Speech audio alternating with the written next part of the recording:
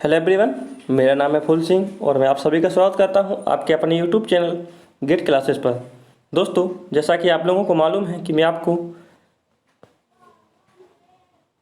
Delhi police की तैयारी करा रहा हूं। हाँ दोस्तों, दिल्ली पुलिस की दिल्ली पुलिस की तैयारी में जो आपका जो जियोग्राफी है, जियोग्राफी से जितने भी महत्वपूर्ण क्वेश्चन बनेंगे मैं आपको प्रैक्टिस सेट लगवाता रहूँगा और इसी के द्वारा मैं आपको ये सारे क्वेश्चन कवर कराऊंगा। तो दोस्तों, यहाँ पर पहले क्वेश्चन की बात कर लेते हैं। और हाँ दोस्तों, अभी तक आपने हमारे यूट्यूब चैनल गेट क्लासेस को सब्सक्राइब नहीं किया है तो कर लीजिए ताकि नोटिफिकेशन आपको मिलती रहे। तो यहाँ पर पहले क्वेश्चन की बात करते हैं।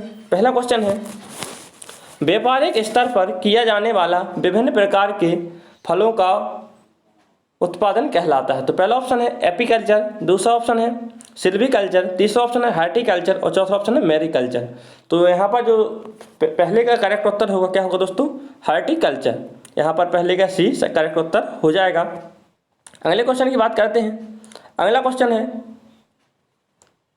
कुजवास कोयला क्षेत्र निम्नलिखित में से किस राज्य में स्थित है? तो पहला ऑप्शन है रूस, दूसरा ऑप्शन है कजाकिस्तान, तीसरा ऑप्शन है पोलैंड और चौथा ऑप्शन है यूक्रेन। तो तीसरे का करेक्ट उत्तर होगा क्या होगा दोस्तों? ए, ये रूस में स्थित है। तो अगला क्वेश्चन है क्वेश्चन नंबर 4। क्वेश्चन नंबर 4 कहता है, रूस बेसिन कोयला उत्पादक क्षेत्र किस देश में स्थित है? तो पहला ऑप्शन है हंगरी, दूसरा ऑप्शन है पोलैंड, तीसरा ऑप्शन है जर्मनी और चौथा ऑप्शन है फ्रांस। तो रूस बेसिन कोयला उत्पादक किस देश में स्थित है दोस्तों? तो चौथे का यहाँ पर उत्तर होगा सी, ये जर्मनी में स्थित है। कि यहाँ पर दोस्तों जर्मनी में। अगले क्वेश्चन की बात करते हैं। Question number 5। क्वेश्चन नंबर 5 कहता है, ढाका प्राचीनतम काल में किस लिए प्रसिद्ध था? तो पहला ऑप्शन है जूट, दूसरा ऑप्शन है मलमल, तीसरा ऑप्शन है हीरा और चौथा ऑप्शन है चावल। तो जो किसके लिए प्रसिद्ध था दोस्तों? यहाँ पर पांचवें का उत्तर हो जाएगा बी, मलमल के लिए ये प्रसिद्ध था। दोस्तों, ढाका जो राजधानी है कहाँ की? बांग्लादेश की। आप लोगों को याद रखना है, ये राजधानी है बांग्लादेश की, तो आप इसे याद रख सकें।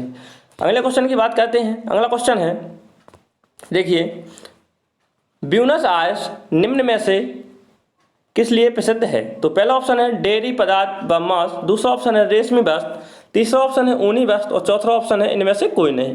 तो छठवें का उत्तर सही होगा क्या होगा दोस्तों? ए, डेयरी पदार्थ व मांस के लिए। अगले क्वेश्चन की बात करते हैं। Question number 7।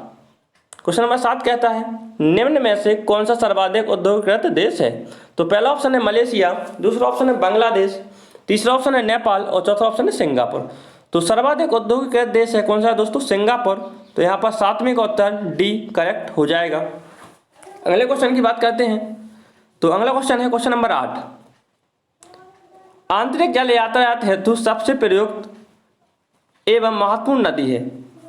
तो पहला ऑप्शन है मिसिसिपी, दूसरा ऑप्शन है कांगो, तीसरा ऑप्शन है राइन और चौथा ऑप्शन है ये सभी। दोस्तों, 8वें का जो करेक्ट उत्तर होगा राइन। राइन ये व्यापारिक नदी है दोस्तों, ये व्यापार के हेतु बहुत ही व्यस्त नदी मानी जाती है। तो अगले क्वेश्चन की बात करते हैं। Question number 9। क्वेश्चन नंबर 9 कहता है, निम्नलिखित में से किस महाद्वीप में आंतरिक जलमार्ग का सर्वाधिक विकास हुआ है? तो पहला ऑप्शन है दक्षिण अमेरिका, दूसरा ऑप्शन है उत्तर अमेरिका, तीसरा ऑप्शन है एशिया और चौथा ऑप्शन है यूरोप। तो कहाँ पर जलमार्ग का सर्वाधिक विकास हुआ है? कहाँ पर हुआ है दोस्तों? यहाँ पर 9वें का जो उत्तर होगा क्या होगा दोस्तों? यूरोप। डी यहाँ पर इसका करेक्ट उत्तर हो जाएगा।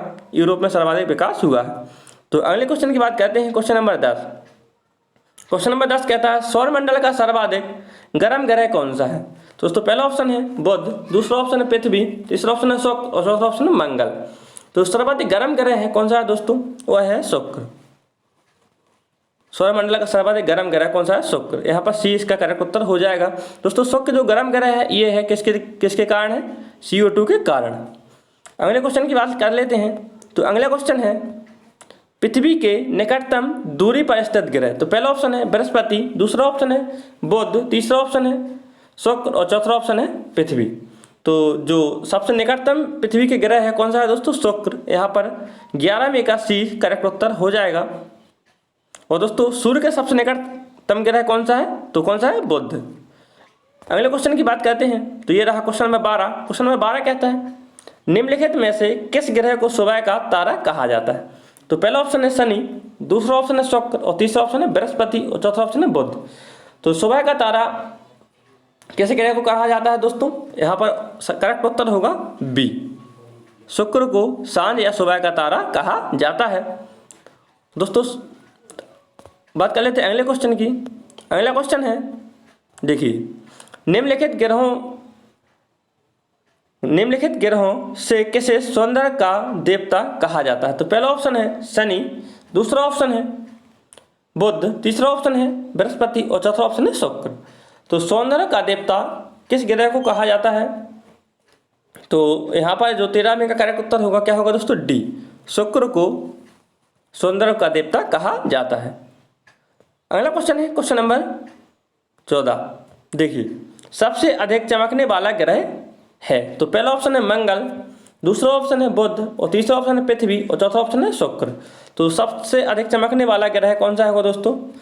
जो 14 का सही उत्तर होगा कौन सा होगा दोस्तों? डी, शुक्र को चमकीला ग्रह भी कहते हैं। तो यहाँ पर 14 का डी करेक्ट उत्तर हो जाएगा। अगले क्वेश्चन की बात करते हैं, क्वेश्चन नंबर 15। क्वेश्चन नंबर 15 कहता है, सूर्य की परिक्रमा के दौरान पृथ्वी सूर्य से अधिकतम दूरी पर किस महीने में होती है? तो पहला ऑप्शन है मार्च, दूसरा ऑप्शन है जनवरी और तीसरा ऑप्शन है सितंबर और चौथा ऑप्शन है जुलाई। तो जो सूर्य की परिक्रमा के दौरान पृथ्वी सूर्य से अधिकतम दूरी पर किस महीने में होती है? तो जो 15 में का सही उत्तर होगा क्या होगा दोस्तों? डी, जुलाई के महीने में अधिकतम दूरी पर होती है। तो अगले क्वेश्चन की बात कर लेते हैं। ये रहा अगला क्वेश्चन, सूर्य और पृथ्वी के मध्य न्यूनतम दूरी होती है? तो पहला ऑप्शन है 3 जून को, दूसरा ऑप्शन है 3 जनवरी को, तीसरा ऑप्शन है 3 सितंबर को और चौथा ऑप्शन है 3 दिसंबर को। दोस्तों कब होती है सूर्य और पृथ्वी की सबसे कम जो मध्य की न्यूनतम दूरी होती है? तो कब होती है दोस्तों? 16 का यह उत्तर होगा। करेक्ट क्या होगा दोस्तों? बी, 3 जनवरी को सूर्य और पृथ्वी के मध्य की दूरी सबसे कम होती है, ये दो वाली दूरी। अगला क्वेश्चन है क्वेश्चन नंबर 17। देखिए, पृथ्वी को उसके काल्पनिक कक्ष पर घूमने को क्या कहते हैं? तो पहला ऑप्शन है परिभ्रमण, दूसरा ऑप्शन है घूर्णन, तीसरा ऑप्शन है कक्षा और चौथा ऑप्शन है इनमें से कोई नहीं। तो 17 का सही उत्तर होगा क्या होगा दोस्तों? बी, इस गति को घूर्णन कहते हैं। पृथ्वी को उसके परिक्रमण जो काल्पनिक कक्ष है उसे घूमने को क्या कहते हैं? घूर्णन। तो 17 में का यहाँ पर बी करेक्ट उत्तर हो जाएगा। अगले क्वेश्चन की बात करते हैं, क्वेश्चन नंबर 18। पृथ्वी तथा सूर्य के मध्य सर्वाधिक दूरी किसके दौरान होती है? तो पहला ऑप्शन है उत्तर अयननाथ और दूसरा ऑप्शन है अपसौर, तीसरा ऑप्शन है दक्षिण अयनांत और चौथा ऑप्शन है ऑफशोर। तो किसके कारण होती है दोस्तों? 18 में का सही उत्तर होगा क्या होगा दोस्तों? बी, ऑफशोर के कारण पृथ्वी तथा सूर्य के मध्य सर्वाधिक दूरी होती है। अगला क्वेश्चन है क्वेश्चन नंबर 19। निम्न में से किसने पहली बार कहा कि पृथ्वी गोल है? दोस्तों बहुत ही इंपॉर्टेंट क्वेश्चन है। किस वैज्ञानिक ने कहा कि पृथ्वी गोल है? पहला ऑप्शन है अरिस्टोटल, दूसरा ऑप्शन है स्ट्रोबो, तीसरा ऑप्शन है कोपरनिकस और चौथा ऑप्शन है इनमें से कोई नहीं। तो दोस्तों किसने कहा था कि पृथ्वी गोल है? तो यहाँ पर जो 19 का करेक्ट उत्तर होगा क्या होगा दोस्तों? ए, अरिस्टोटल ने कहा था सर्वप्रथम कि पृथ्वी गोल है पहली बार। दोस्तों यहाँ पर 19 का करेक्ट उत्तर ए हो जाएगा।